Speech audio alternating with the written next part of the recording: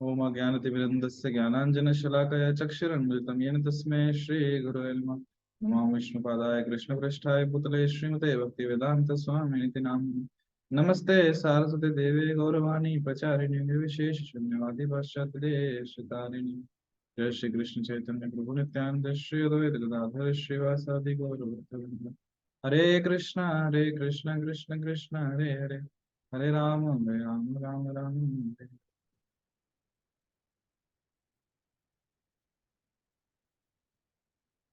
हरे कृष्ण। तो हम श्री ईशोपनिषद मंत्र दूसरा पढ़ रहे हैं।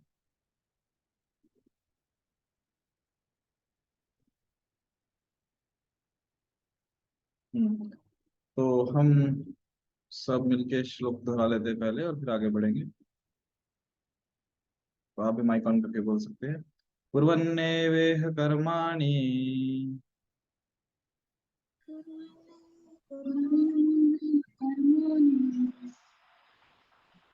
जिजीविषेचतां समः। चिता समः एवं त्वयि नान्यथेतोऽस्ति एवं त्वयि न कर्म लिप्यते नरे। कर्म लिप्यते नरे। कुर्वन्नेवेह कर्माणि कुर्वत्रिवेह कर्माणि जिजीविषेचतां समः।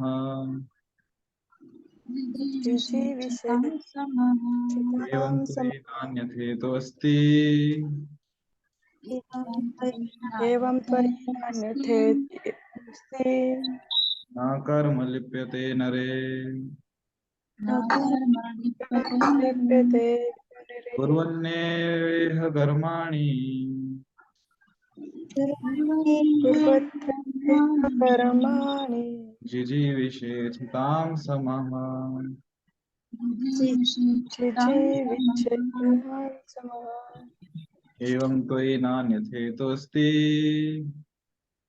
एवं त्वयि नान्यथेतोऽस्ति न कर्म लिप्यते नरे। न कर्म लिप्यते नरे। अनुवाद। यदि मनुष्य इस प्रकार निरंतर कार्य करता रहे तो वह 100 वर्षों तक जीने की आकांक्षा कर सकता है, क्योंकि इस प्रकार का कर्म उसे कर्म के नियम से नहीं बांधेगा। मनुष्य के लिए इसके अतिरिक्त कोई दूसरा मार्ग नहीं है। तो कौन से कल भी चर्चा की थी, किसके बारे में बात हो रही है? जो हमने पिछला श्लोक पढ़ा था, ईशावास्यम सर्वम। ये सबके लिए अपने अपने जो भाग है वो निर्धारित किया गया है। तो जो व्यक्ति इस प्रकार मतलब केवल अपने जो भाग्य है उसी अपने भाग्य के अनुसार कार्य करता है, और दूसरे के जो भाग है उसको जबरदस्ती लालच के मतलब जब लोभ के कारण या ईर्ष्या के कारण दूसरे का जो भाग है उसे नहीं हथियाने का प्रयास करता है, केवल अपने इस भाग से संतुष्ट है, तो ऐसा व्यक्ति 100 वर्ष तक भी जीवन जी सकता है, क्योंकि इस प्रकार का कर्म उसे कर्म के नियम से नहीं बांधेगा। मनुष्य के लिए इसके अतिरिक्त कोई दूसरा मार्ग नहीं। तात्पर्य श्री प्रभुपाद जी द्वारा। कोई भी मरना नहीं चाहता, प्रत्येक व्यक्ति जब तक खींच सकता है तब तक जीना चाहता है। ये प्रवृत्ति केवल व्यष्टिक रूप से नहीं देखी जाती, अपितु सामूहिक रूप से समाज और राष्ट्र में भी देखी जाती है। समस्त जीवों में विकट जीवन संघर्ष चल रहा होता है, और वेदों का कहना है कि यह बिल्कुल स्वाभाविक है। जीवात्मा स्वभावतः शाश्वत है, लेकिन भौतिक जगत में अपने बंधन के कारण उसे बारंबार अपना शरीर बदलना पड़ता है। ये प्रक्रिया आत्मा का देहांतरण अथवा कर्म बंधन कहलाती है। जीव को अपनी आजीविका के लिए कार्य करना पड़ता है, क्योंकि यह प्रकृति का नियम है, और यदि वह अपने नियत कर्तव्यों के अनुसार कार्य नहीं करता तो वह प्रकृति के नियम का उल्लंघन करता है, और अपने आप को अनेक योनियों में जन्म मृत्यु के चक्र में अधिकाधिक बांधता जाता है। कल भी जैसे चर्चा की थी कि जीव का हम सबका स्वभाव है कि हम शाश्वत है, मरना नहीं चाहते, परंतु जैसे कि यहाँ पे आप देख रहे हो और अंडरलाइन किया है कि भौतिक बंधन में पड़ने के कारण क्या होता है यहाँ पे लिखा है भौतिक जगत में अपने बंधन के कारण उसे बारंबार अपना शरीर बदलना पड़ता है। और ये भौतिक जो बंधन है, भौतिक जगत में अपने बंधन के कारण, तो ये बंधन कैसे आते हैं? ये बंधन तब आते हैं जब हम कहीं या तो आसक्ति करते हैं या द्वेष करते हैं। लेकिन आसक्ति और द्वेष के कारण ये बंधन का निर्माण होता है भौतिक जगत में, और फिर बार बार क्या करते रहते हैं, हम शरीर बदलते रहते हैं। ये प्रक्रिया आत्मक ध्यान अथवा कर्म बंधन कहलाती है। और विशेषकर जीव को अपनी आजीविका के लिए कार्य करना पड़ता है, परंतु क्या कह रहे हैं कि नियत कर्म, यहाँ पे हम देख सकते हैं नियत कर्तव्यों के अनुसार कार्य, यदि वह नियत कर्तव्य के अनुसार कार्य नहीं करता तो प्रकृति के नियम का उल्लंघन करता है। रूपा जी यहाँ पे कह रहे हैं हमें जो कार्य करने कैसे करने, कर्तव्य जो नियत कर्तव्य है उनके अनुसार करने हैं, प्रकृति के जो उल्लंघन है हमको, प्रकृति के जो नियम है उनका उल्लंघन नहीं करना। यदि हम ऐसा कर रहे हैं, प्रकृति के नियमों का उल्लंघन कर रहे हैं और हमारे नियत कर्तव्य नहीं कर रहे, तो हम जन्म मृत्यु के चक्कर में बनते चले जाएंगे। अभी यहाँ पे आगे प्रभुपाद जी कह रहे हैं कि अन्य योनियों में भी जन्म मृत्यु का चक्र चलता है, लेकिन जब जीव को मनुष्य योनि प्राप्त होती है तो वो कर्म के बंधन से मुक्त होने का अवसर प्राप्त करता है। भगवत गीता में कर्म, अकर्म तथा विकर्म का अत्यंत स्पष्ट वर्णन हुआ है। जो कार्य किसी के नियत कर्तव्यों के रूप में शास्त्रों में उल्लिखित विधि से संपन्न किए जाते हैं वे कर्म कहलाते हैं। जो कर्म मनुष्य को जन्म मृत्यु के चक्र से मुक्त करते हैं वे कर्म कहलाते हैं, किंतु जो कार्य अपनी स्वतंत्रता का दुरुपयोग करके संपन्न किए जाते हैं और जिससे अधम योनियों में जाना पड़ता है वे विकर्म कहलाते हैं। इन तीन प्रकार के कर्मों में से बुद्धिमान मनुष्य उसे ही अच्छा समझता है जो उससे कर्म के बंधन से मुक्त कर दे। सामान्य लोग मान्यता प्राप्त करने के उद्देश्य से तथा इस संसार में या स्वर्ग में उच्चतर जीवन स्तर प्राप्त करने के उद्देश्य से अच्छा कार्य करते हैं, लेकिन अधिक बुद्धिमान लोग कर्म तथा कर्म के फल से सर्वथा मुक्त होना चाहते हैं। बुद्धिमान पुरुष ये भली भांति जानता है कि अच्छे या बुरे कार्य समान रूप से मनुष्य को भौतिक कष्टों से बांधने वाले हैं। अतः वे ऐसा कार्य खोजते हैं जो उन्हें अच्छे या बुरे दोनों ही प्रकार के कार्यों के फलों से मुक्त कर दे।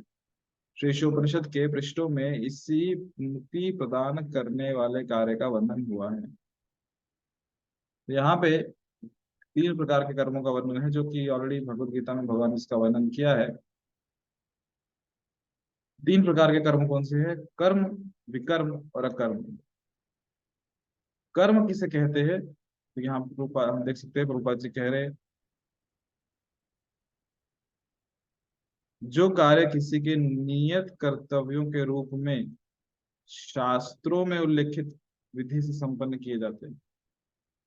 नियत कर्तव्य पर कैसे करते हैं? जो कि शास्त्रों में उल्लेखित उनका वर्णन है, मतलब शास्त्रों द्वारा प्रमाणित है, शास्त्रों की परमिशन है, वैसे जब काम करते हैं तो उसे क्या कहते हैं? वो कर्म कहलाता है। और जो कर्म मनुष्य को जन्म मृत्यु के चक्र से मुक्त करते हैं वे क्या है? वो कर्म कहलाते हैं। क्या बचा? विकर्म। विकर्म मतलब जो हमारी स्वतंत्रता है उसका दुरुपयोग यदि हम करते हैं तो उसे क्या कहते हैं? विकर्म कहलाते हैं। सिंपल भाषा में यदि भगवान की आज्ञा का पालन करते हुए कार्य करेंगे तो शास्त्र जो भगवान की वाणी है, शास्त्रों के आज्ञा का पालन करते हुए कार्य कर रहे हैं तो वो कर्म है। शास्त्रों की वाणी का उल्लंघन मतलब उसका बात नहीं मान रहे हैं, उसके कहने के विपरीत कार्य कर रहे हैं तो वो विकर्म है। वो कर्म कर रहे हैं, जैसे आगे हमने पढ़ा कि कर्म कर रहे हैं तो पुण्य कमा रहे हैं, पुण्य करने के लिए हमको वापस शरीर लेना पड़ेगा, वो पुण्य भी हमें बांध रहा है। विकर्म कर रहे हैं मतलब पाप कर रहे हैं और पाप का भोग करने के लिए वापस से शरीर लेना पड़ेगा। तो कर्म करें या विकर्म करें, पाप करें या पुण्य करें, सॉरी पाप करें या पुण्य करें, तो हमें नया शरीर लेना ही पड़ेगा उसे, उसका फल भोगने के लिए। तो करे क्या? तो उसके लिए कह रहे हैं कि अकर्म करने को। क्यों? क्योंकि जो ये अकर्म है, ये मतलब क्या कि इससे ना तो हमें पाप का फल मिलेगा ना पुण्य का फल मिलेगा, ये हमें जन्म मृत्यु के चक्र से मुक्त कर देते हैं।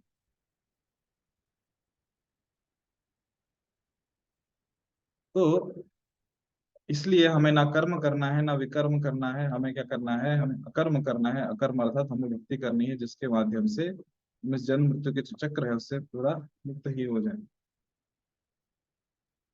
श्री ईशोपनिषद के उपदेश भगवत गीता में विशुद्ध रीति से व्याख्यायित किए गए हैं। अतएव भगवत गीता को कभी कभी गीतोपनिषद या सभी उपनिषदों का नवनीत कहा जाता है। भगवत गीता में अध्याय 3 श्लोक क्रमांक 9 से 16 में भगवान कहते हैं कि मनुष्य को तब तक कर्म या अकर्म अवस्था प्राप्त नहीं होती जब तक वह वैदिक साहित्य में वर्णित नियत कर्तव्य यानी कि स्वधर्म का आचरण नहीं करता। वेद मनुष्य की कार्य शक्ति को इस प्रकार नियमित कर सकते हैं कि वह धीरे धीरे भगवान की सत्ता का अनुभव करने लगता है। जब भगवान वासुदेव अथवा कृष्ण की सत्ता का अनुभव कर लेता है तो यह समझना चाहिए कि उसने सकारात्मक ज्ञान की अवस्था प्राप्त कर ली है। इस शुद्ध अवस्था में प्रकृति के गुण सतो रजो तथा तमो गुण कार्य नहीं कर पाते और उसमें निष्कर्म्य के आधार पर कर्म करने की क्षमता आ जाती है। ऐसा कर्म मनुष्य को जन्म तथा मृत्यु के चक्र से नहीं बांधता। यहाँ पे जो भगवत गीता में कि जिस प्रकार भगवान तीसरे अध्याय का जो श्लोक है 9 से 16 उसमें कह रहे हैं कि हमें कैसे कर्म करने हैं, कार्य करने कैसे कर्म करें, नैष्कर्म में कर्म करने हैं यानी कि हमें अकर्म करने हैं। तो जो नैष्कर्म्य कर्म है या जो अकर्म है वहां तक पहुंचने के लिए जो अवस्था है कि जहाँ पे हम अकर्म कर रहे हैं मतलब ना हम पुण्य कर रहे हैं ना पाप कर रहे हैं, उस अवस्था तक पहुंचने के लिए क्या करना पड़ेगा। वो कह रहे हैं कि जब तक वो वैदिक साहित्य में वर्णित नियत कर्तव्यों का आचरण नहीं करता। तो जो वैदिक साहित्य है यानी कि जो हमारे स्क्रिप्चर्स है उसमें जो नियत कर्तव्य है मतलब जो हमारी प्रिस्क्राइब ड्यूटीज है, यदि हम उसका पालन करेंगे तभी हम धीरे धीरे इस अकर्म की अवस्था तक पहुंच पाएंगे और हम भगवान की सत्ता का अनुभव करने लगेंगे।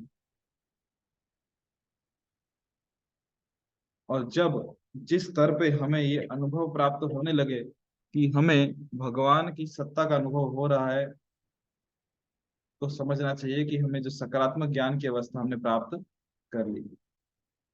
और ऐसी जब अवस्था आ जाती है तो उस अवस्था में वो एक शुद्ध अवस्था है, वहां पे जो 3 गुण है प्रकृति के, चाहे वो सत्व गुण हो, रजोगुण है, तमोगुण हो, तो वो हम पे कार्य नहीं कर पाते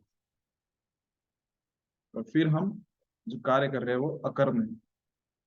ऐसा कर्म मनुष्य को जन्म और मृत्यु के चक्र से नहीं बांधता और व्यक्ति वो मुक्त है। वास्तव में किसी को भी भगवान की भक्ति से अधिक कुछ नहीं करना होता, परंतु जीवन के निम्न स्तर पर कोई भी व्यक्ति भक्ति के कार्यकलाप तुरंत नहीं अपना सकता, ना ही वह सकाम कर्म को पूरी तरह रोक सकता है।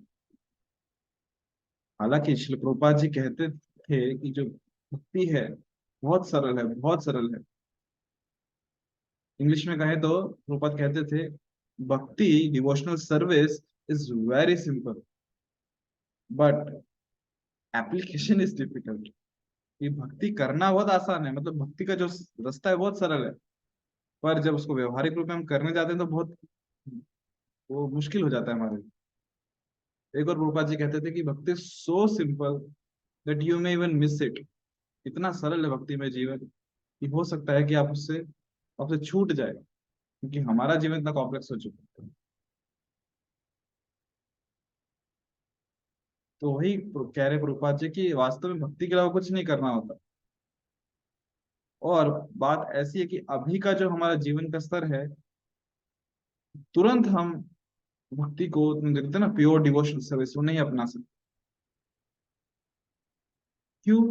क्योंकि हम सकाम कर्म करने में इतना तल्लीन है कि हम जो भी कार्य करते किस लिए करते कि फल की अपेक्षा की, इससे काम करने से मुझे क्या लाभ होगा तो ही मैं काम करूँ।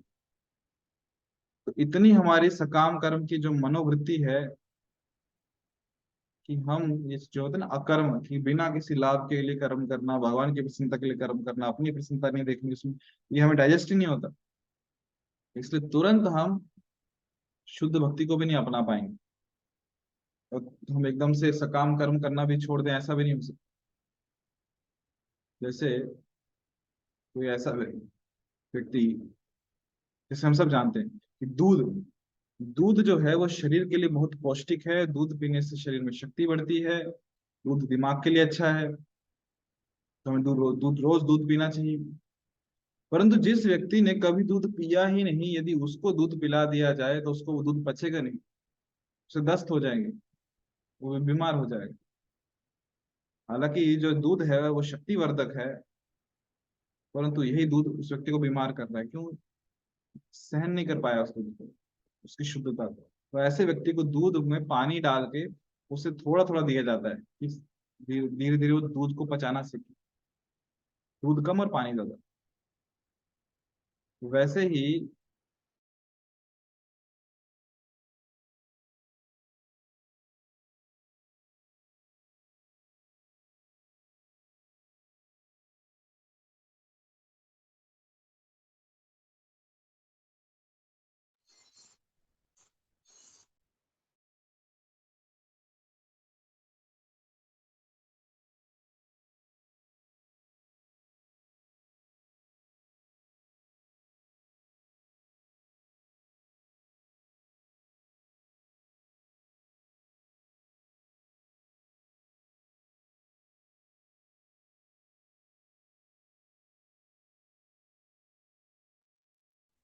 आवाज नहीं आ रही प्रभु जी? हाँ।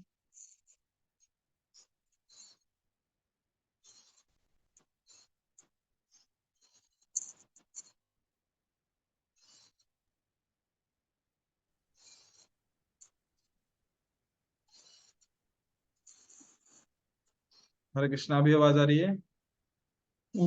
हाँ आ रही। अभी यस प्रभु जी। कब से नहीं आ रही थी? बहुत दिन 5 मिनट, 5 मिनट पहले से। जी। से यूनिवर्सिटी 5 मिनट पहले से नहीं आ रही। ओ कृष्णा, बोलना चाहिए। नहीं 5 मिनट नहीं तो 1-2 मिनट, 1-2 मिनट हो गए।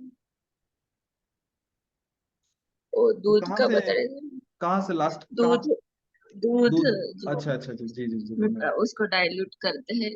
जी जी। हाँ, तो उदाहरण से चल रहा था कि जो दूध है, दूध को जब किसी में क्षमता नहीं है उसको डाइजेस्ट करने की, तो उसे डाइल्यूट करके उसमें बहुत सारा पानी मिला के तब उसे दिया जाता है, ताकि उसको धीरे धीरे पचाना सीखे। तो वैसे ही जो भक्ति है, हालांकि भक्ति शक्तिवर्धक है, भक्ति बहुत लाभदायक है, भक्ति से ही हमारा कल्याण होता है, परंतु भक्ति करने की हमें आदत नहीं है। और तुरंत यदि हम भक्ति में लग जाए तो हम बर्दाश्त नहीं कर पाएंगे। इसलिए हम तुरंत, मतलब नहीं है हमारे स्वभाव में भी बद्ध अवस्था में, और ना ही हम सकाम कर्म को छोड़ सकते हैं। बद्ध जीव इंद्र तृप्ति के लिए, अपने स्वार्थ के लिए, चाहे वो तत्कालिक हो या व्यापक, कर्म करने का आदी होता है। सामान्य व्यक्ति अपने निजी इंद्रिय भोग के लिए कार्य करता है, और जब इंद्रिय भोग का यह सिद्धांत समाज, राष्ट्र या मानवता तक विस्तारित हो जाता है तो ये अनेक आकर्षक नाम धारण कर लेता है, यथा परोपकार, समाजवाद, साम्यवाद, राष्ट्रवाद, मानवतावाद इत्यादि। ये वाद निश्चय ही कर्म बंधन के अत्यंत आकर्षक रूप है, लेकिन ईशोपनिषद की वैदिक शिक्षा है कि यदि कोई सचमुच इनमें से किसी वाद के लिए जीवित रहना चाहता है तो उसे चाहिए कि वह उन्हें ईश केंद्रित कर दे। गृहस्थ बनने या परोपकारी, समाजवादी, साम्यवादी या राष्ट्रवादी या मानवतावादी बनने में कोई हानि नहीं है, बशर्ते कि वह अपने कार्यों को ईशावाद से या भगवत केंद्रित भावना से संपन्न करे। तो हमें जो बद्ध अवस्था में जो स्वभाव है हमारा, क्या स्वभाव है? एक स्वार्थ है कि मुझे मेरी इंद्र तृप्ति करनी है। फिर चाहे वो तत्कालिक इंद्र तृप्ति हो या व्यापक हो, कर्म करने के आदि हैं। फिर चाहे निजी इंद्रिय भोग हो, मतलब स्वयं का इंद्र तृप्ति करनी है, या फिर ये जो स्वयं के इंद्र तृप्ति का सिद्धांत है उसे व्यापक बनाना है। देखिए, स्वार्थ जो शब्द है, यदि हम इसे देखें तो ये स्वार्थ शब्द दो शब्दों से बना है। एक है स्व, यानी कि मैं, और दूसरा है अर्थ। तो अर्थ का मतलब होता है लाभ। स्व मतलब मैं, और अर्थ मतलब लाभ, यानी कि मेरा लाभ। अभी स्वार्थ तात्कालिक है या व्यापक है, तो इस पे निर्भर करता है कि मेरा स्व कहाँ पे स्थित है, मैं कहाँ पे बैठा हुआ। यदि मैं ये सोच रहा हूं कि मैं मतलब ये शरीर, तो मैं मेरी इंद्रिय तृप्ति के लिए कार्य करूंगा, मेरा स्वार्थ उतना ही है। परंतु यदि मैं थोड़ा और उसको व्यापक करता हूँ, मैं मतलब मेरा परिवार, तो फिर मेरा जो स्वार्थ रहेगा वो केवल परिवार के आगे पीछे ही घूमेगा। मैं बाकी वालों के बारे में नहीं सोचूंगा, मैं यही सोचूंगा कि मेरा परिवार, उनका फायदा होना चाहिए। हो सकता है उसके लिए फिर मैं मेरा कुछ त्याग कर दूं, कुछ मैं अपनी इंद्रिय तृप्ति त्याग दूं व्यक्तिगत रूप से। मैं बिना पंखे के सोऊंगा, पर अपने जो परिवार वाले उन्हें उनको पंखे के पास सुलाऊंगा गर्मियों के दिन में। हो सकता है मैं स्वयं भोजन नहीं करूंगा, परंतु मेरे परिवार वालों को भोजन मिले, इसका ध्यान रखूंगा। तो ये मेरा स्व कहाँ स्थित है, परिवार में स्थित। तो वैसे यदि वो और व्यापक होता है, तो फिर वो स्व कहाँ पे पहुंच जाता है, वो मेरे समाज, मेरी जाति के लोग, मेरे राष्ट्र के लोग, ये मेरे फिर पशु, मेरी मानवतावादी, मैं मानव हूँ तो बाकी जो मनुष्य हैं उनके बारे में सोचूंगा। तो पूरा जो कह सकते हैं जो गेम है वो कहाँ है कि मेरा स्व कहाँ पे स्थित है, मेरा जो स्व है वो कहाँ पे स्थित है, तो मैं उसके अर्थ के लिए सोचूंगा। तो यदि, अच्छा, ठीक है, तो रूपा जी क्या कह रहे हैं? रूपा जी ये कह रहे हैं कि जो वाद है, ये भी, ये जो वाद है उसमें कोई आपत्ति नहीं है, किसी से परोपकार कर रहे हैं, समाजवाद है, साम्यवाद है, राष्ट्रवाद है, मानवतावाद है, ठीक है, कोई आपत्ति नहीं है। पर जो आपका वाद है वो कैसा होना चाहिए, वो ईश केंद्रित होना चाहिए, उसका जो सेंटर है वो कृष्ण होना चाहिए, तब उसका लाभ है। तो भगवत गीता के दूसरे अध्याय के 40वें श्लोक में भगवान कृष्ण का कथन है कि भगवत केंद्रित कार्य इतने महत्वपूर्ण है कि उनमें से कुछ एक भी मनुष्य को बड़े से बड़े भय से बचा सकते हैं। कौन सा श्लोक है वो? नेहा विक्रमणा नाशवस्ति प्रत्यवाय न विद्यते स्वल्पम अपि यस्य धर्म से त्रायते महतो भयात्। स्वल्पम, स्वल्प मतलब बहुत छोटा सा। इस मार्ग में कोई छोटा सा भी कार्य कर लिया तो बड़े से बड़े संकट से वो रक्षा करेगा। और सबसे बड़ा भय क्या है? यहाँ पर उपाध्याय जी कह रहे हैं कि जीवन का सबसे बड़ा भय यही है कि वह 84 लाख योनियों में जन्म मृत्यु के विकास चक्र के खतरे से पुनः ना गिर जाए। तो ये है ना जो चक्र 84 का, ये सबसे बड़ा भय है कि बार बार अलग अलग गर्भ में जाके हमें जन्म लेना पड़े। यदि किसी भी तरह मनुष्य अपने इस मानव योनि द्वारा प्रदत्त आध्यात्मिक अवसर को खो देता है और पुनः विकास चक्र में गिर जाता है, तो उसका महान दुर्भाग्य समझना चाहिए कि एक अवसर मिला है, जिस अवसर में हम इस 84 के फेर से बाहर निकल सके। और यदि ये अवसर गवा दिया तो उससे बड़ा दुर्भाग्यशाली कोई व्यक्ति नहीं होता। कि हाथ में अवसर आया है और उसका लाभ नहीं उठाया। तो मूर्ख मनुष्य अपनी दोषपूर्ण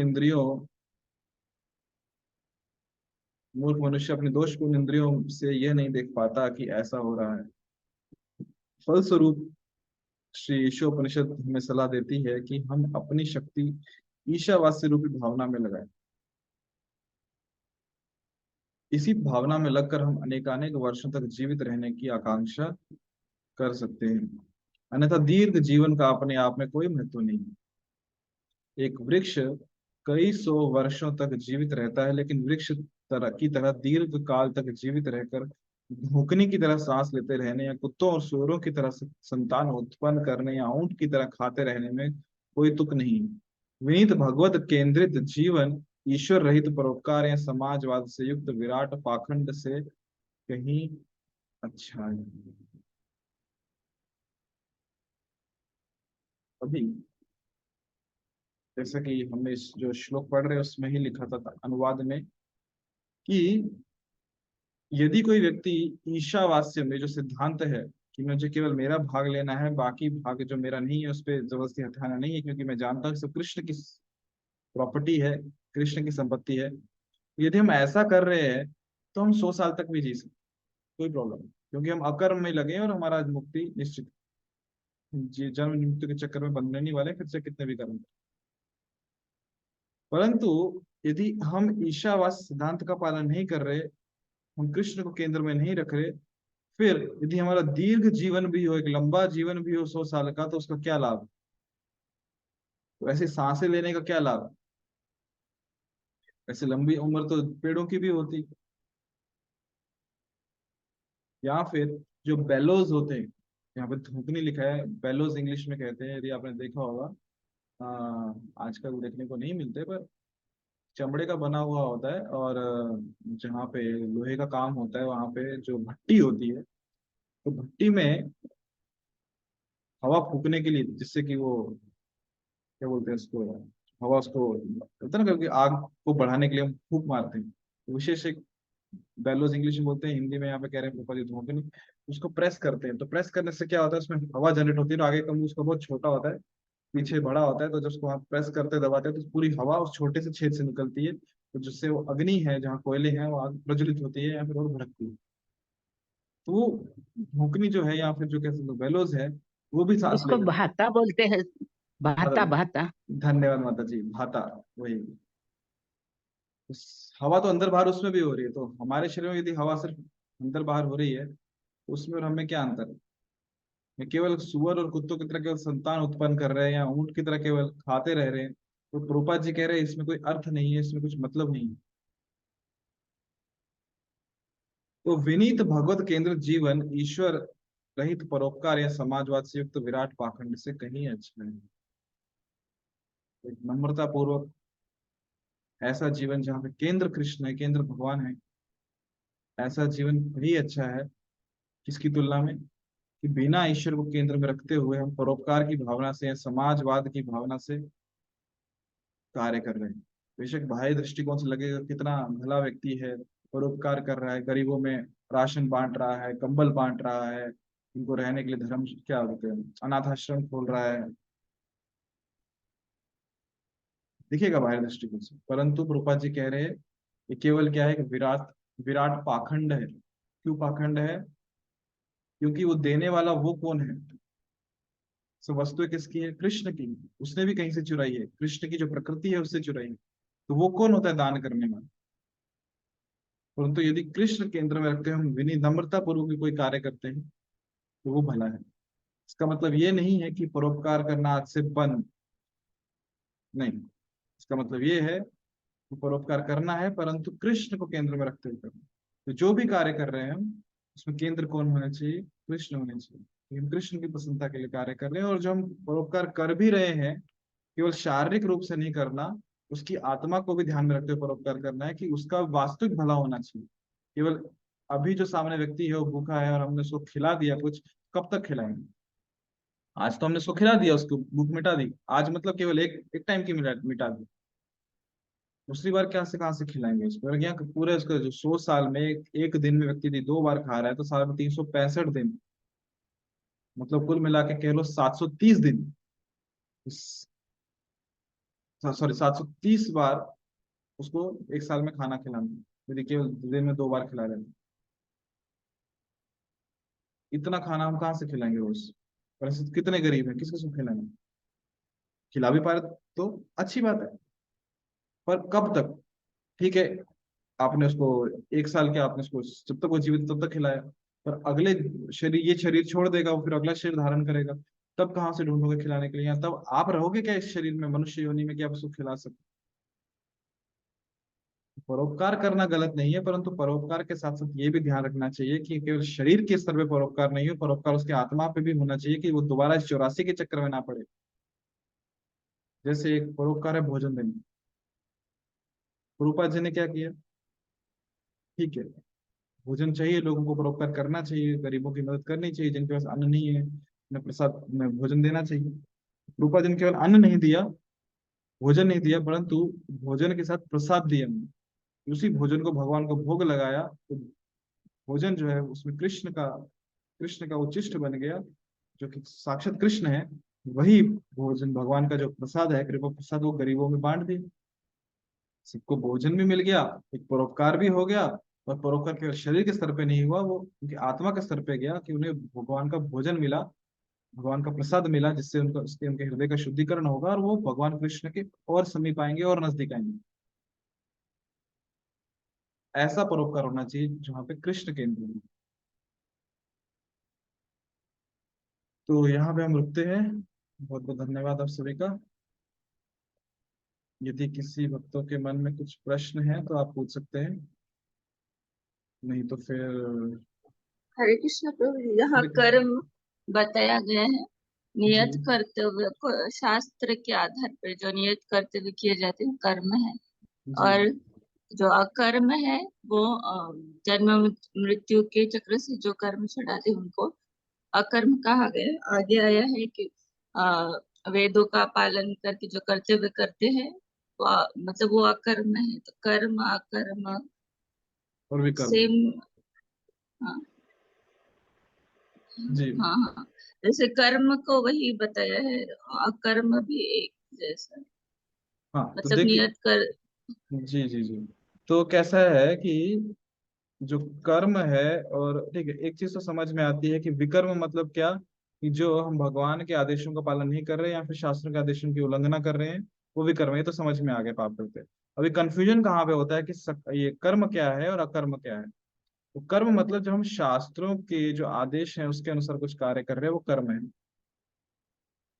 फिर अकर्म क्या है? तो कर्म मतलब कि देखो, जैसे हम स्वार्थ की जब बात की या इंद्रिय भोग की बात की, तो विकर्म में हम इंद्रिय भोग कर रहे हैं, अपने इंद्रिय को प्रसन्न करने के लिए कार्य कर रहे हैं, और वो कैसे कर रहे हैं? शास्त्रों के आदेशों का उल्लंघन करते हुए हम अपनी इंद्रिय तृप्ति करने का प्रयास करें। कि मुझे पैसा चाहिए, मैं क्या करूंगा? मैं चोरी करके कमाऊंगा। ये हो गया विकर्म। कर्म क्या है कि शास्त्र कैसे बता रहे हैं पैसा कमाओ, कि ठीक है, मुझे, मैं खेती करूंगा, बिजनेस करूंगा, जॉब करूंगा, फिर मैं पैसा कमाऊंगा। फिर उस पैसे से मैं क्या करूंगा? इंद्रिय भोग की जो सामग्री है वो लूंगा। तो ये हो गया कर्म, कि मैंने शास्त्रों में जैसा दिया है उसके अकॉर्डिंगली कर्म किया। आप ऐसे भी कह सकते हो सकाम कर्म किया, फल की अपेक्षा से कर्म किया। तो ऐसा जो कर्म है, फिर उसमें से ठीक है, मैं कुछ दान भी दूंगा, किसी को परोपकार करूंगा, पुण्य कमाऊंगा।